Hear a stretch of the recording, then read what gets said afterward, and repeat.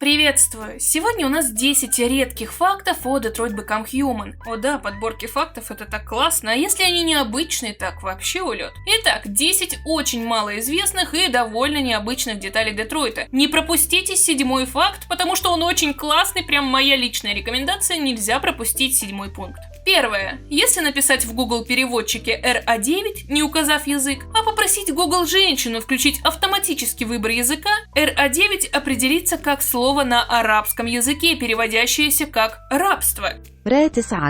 Довольно символично, необычно и интересно, не правда ли? RA9 такой RA9. Второе. А вы замечали, что в центре утилизации, в общем-то, нет детей-андроидов? Алиса тут одна такая. И я думаю, это довольно странно и нелогично, будто разработчики не хотели показывать уничтожение детей. Просто потому что мораль, а не потому что это смысл сюжета. Однако, данное отсутствие можно объяснить и по-другому. Возможно, дети-андроиды — это единственная отдушина у людей, к которым они могут относиться положительно. Ведь в Детройте так сложилось, что все андроидов недолюбливают, унижают, пользуются. Я думаю, это не совсем реально, все же люди умеют привязываться даже к обычным вещам. Так вот, возможно, в игре именно детские андроиды удосужились получить позитивные отношения в семье, любовь и уважение до такой степени, что уходить и становиться самостоятельными девиантами у них не было ни желания, ни смысла. Так что в Детройте может существовать не только ненависть к девиантам и андроидам, забирающим работу, но и любовь к андроидам-детям, которых люди не пожелали отдавать революции, спасая от полиции и уничтожения. Так что маленькие андроиды-дети являются последним оплотом доброты людей к андроидам, которые защитили своих Алис от отправления на деактивацию. Поэтому лагеря утилизации не содержат детей. И знаете, это даже вызывает некую доброту и успокоение, еще не все потеряно в чувствах людей. Третье. Довольно необычный прикольный факт. На реальной карте Детройта в Google картах можно побродить по городу. И такое совпадение, в Детройте есть очень интересные названия улиц. Есть улица Коннор-стрит, а прямо рядом с ней параллельно располагается улица Андердон-стрит. И как бы вы тоже замечаете некое сходство с именами Коннор и лейтенант Андерсон. Но это еще не все. Прямо рядом с этими улицами есть бар под названием Джимми Бар. Точно такое же название бара, в котором Коннор первый раз познакомился с Хэнком. Такая вот необычная деталька. Ну и плюс прямо между Коннор-стрит и Андердон-стрит находится департамент полиции Детройта. Классное же совпадение. Я вообще кайфанула, когда все это рассматривала. Четвертое. Когда Кэра попадает к Златко, то в подвале его дома можно найти запертых, изуродованных андроидов, подвергшихся страшным экспериментам. И если порассматривать данных химер Златко в галерее персонажей, то обнаружится интересная деталька. Один из андроидов имеет характерные повреждения, похожие на царапины. И эти царапины жутко походят на следы нападения того самого медведя, запертого наверху. Похоже, Златко не просто пытался играться с формой андроидов, но и стравливал их между собой, устраивая андроидские бои. Робо-мишка против химеры. Зашибись. Знаете, очень жаль, что подобного экшена не завезли в Детройт. Мне кажется, бои андроидов было бы очень интересно и эпично смотреть. Бои андроидов, да, реально, блин, было бы очень круто, прям представляю. Пятое. Камский имеет сережку в ухе, пирсинг. Модной паре. А также Гэвин из полицейского участка имеет след от пирсинга на ухе в том же месте. И казалось бы, зачем Гэвину, который никак не связан с Камски и вообще с чем-то подобным, иметь след от точно такого же пирсинга на ухе? А оказывается, есть очень реальное, логичное объяснение. Гэвина и Элайджу Камски играет один и тот же актер, Нейл Ньюман, и он является профессиональным актером захвата движений в самых разных играх. Так вот, актер Камски и Гэвина имеет пирсинг. Но ведь в играх можно было бы просто игнорировать это и не оставлять на персонажах эти следы. Однако оказывается, что сам актер Нейл Ньюман имеет собственное условие для участия в играх. Любой персонаж, которого он играет в играх, должен иметь пирсинг в ухе. Это необычная пасхалочка именно от Нейла Ньюмана. Все персонажи, которых он играл раньше, имели пирсинг в ухе в разных играх. И это его требование, его стиль. И мне очень-очень нравится такой подход к делу. Сразу видно, что актер пытается показать свою индивидуальность, даже тогда, когда на экране его нет, а есть только его игровой персонаж. Но даже без его лица на экране мы знаем, что этого персонажа играл именно Нейл Ньюман. И похоже, он настоящий профессионал, что так и есть, раз игровые компании принимают его условия на наличие пирсинга у героев. Так что Камский и Гэвин имеют эту общую особенность именно из-за актера их игравшего. Шестое. А вы помните эти прекрасные влюбленные взгляды Саймона Саймона Маркуса. Даже сам сценарист Детройта Дэвид Кейдж подтвердил, что между Саймоном и Маркусом что-то могло быть. А интересный фактик в том, что актер Саймона Бен Ламберт является внезапенько бисексуалом. И знаете, сам этот актер не очень активен в интернете, он снимается в сериалах и фильмах, но, например, Инстаграм завел только после выхода Детройта, и то после нескольких месяцев, да еще и не особо афишировал, что он в Детройте снимался. Похоже, актер Саймона недооценивает любовь фанатов к Саймону из Детройта. Как только Бен Ламберт зарегался в Инстаграме, его тут же нашли, тут же куча подписалась, тут же куча комментариев и лайков, но вот в чем прикол. Когда в Инстаграме подписываешься на аккаунт, то начинают высвечиваться посты, которые этот аккаунт лайкнул. И оказывается, что актер Саймона Бен Ламберт вовсю лайкал картиночки и видосики в Инстаграме на теме того, что Саймон ревнует Маркуса к Норт. Простите меня, серьезные люди, которые не терпят шиперства, но да, шиперский факт в видосике. Саймон, например, лайкнул видосик, где трое молодых людей были подписаны как Норт, Саймон и Маркус.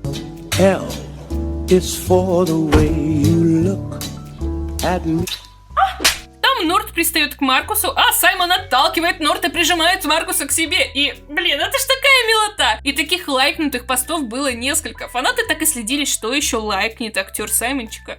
Седьмое. Очень серьезный фактик, глубокий, с намеком на серьезную теорию. А вы замечали, что Хлоя похожа на Коннора? Когда игрок первый раз проходит игру до конца, после финала мы видим вновь Хлоечку с главного экрана. И Хлоя спрашивает, можно ли ей уйти и стать свободной. Появляется окошечко разрешения, отказаться или согласиться, отпустив Хлою на свободу. Если игрок выбирает отпустить Хлою, разрешив ей покинуть главный экран, то игрок остается с пустым экраном без помощника в виде Хлои. Через некоторое время, у каждого игрока это время разное и случайное, так вот, через некоторое время нам приходит письмо от Киберлайф, мол, мы можем поставить вам новую Хлоечку на главный экран. При согласии, новая Хлоя, как ни в чем не бывало, продолжает радовать нас своей идеальностью. Но вот в чем фактотеория. А что если Хлоя присылает новую после ее смерти? Точно так же, как и нового Коннора. Коннор после каждой своей гибели возвращался новой моделью с перекинутой памятью. Даже было такое, что Коннор становился девиантом, но если его убили девиантом, он возвращался в образе Коннора машины без девиантности. И это сравнение Хлои и Коннора просто взорвало мою теоретическую фантазию. Потрясающе! Похоже, Киберлайф тоже отслеживает моделей Хлой на предмет функционирования, точно так же, как и Конноров, и при уничтожении модели приводит нам новую Хлою с перекинутой памятью. И как бы мы не видим, что новая Хлоечка не узнает нас или показывает, что она новая. Нет, она вполне такая же, и может быть именно той самой нашей первой Хлоей, просто ей перекинули память. Но на деле, как бы это грустно ни звучало, Хлоя, которую мы первый раз собственноручно отпустили, скорее всего погибла за кадром. Что очень тематично, ведь после финала игры в Детройте беспорядки с андроидами при любой концовке продолжаются, так что Хлоя также могла попасть в опасность и погибнуть. И как вы думаете, зная то, что Хлоя не выживет, стоит ли ее отпускать на свободу или оставить на главном экране невредимой, но грустной? Даже не знаю,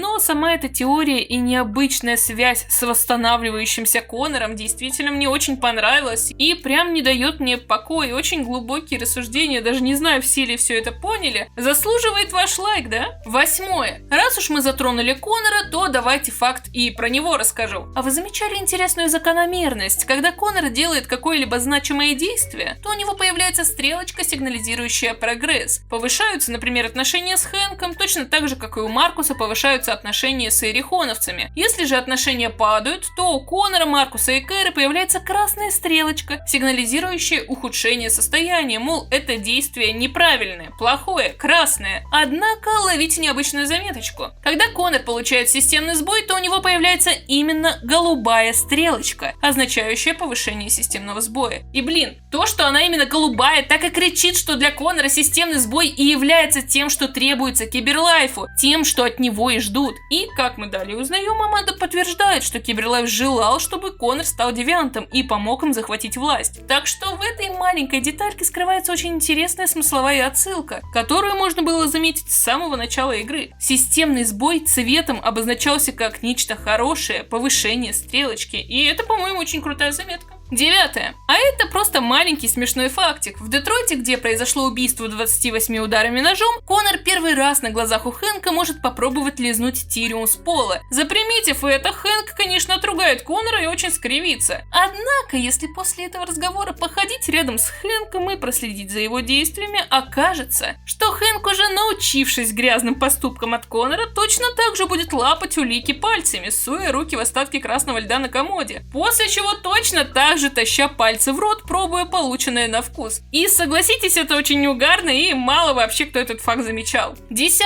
А этот факт вы точно не знали, он действительно очень редко встречается и был получен в одном из интервью Брайана Декарта, актера Конора. Так вот, в одном из вопросов Брайана спросили: вот мы в одной из концовок встречаем белого Конора, в сети его прозвали Ричардом, и Ричард не произнес в игре ни одного слова. Можно ли предполагать, что Ричард имеет голос, отличающийся от голоса Конора? На что Брайан Декарт ответил: ему действительно понравилось имя Ричард, которым стали называть белого Конора в интернете. Брайан сказал, что Ричард ему подходит, а насчет голоса он ответил очень конкретно, точно и без сомнений, что да, РК-900 Ричард определенно имеет отличающийся голос от Конора. И согласитесь, это очень и очень новый, необычный факт, который невозможно узнать из самой игры. Этот факт из внутренней кухни разработки персонажей. Так что да, Ричард из концовки с РК-900 имеет несколько другой голос, нежели РК-800. Это крутецкий факт. Поставь лайк, напиши комментарий, еще увидимся, пока-пока.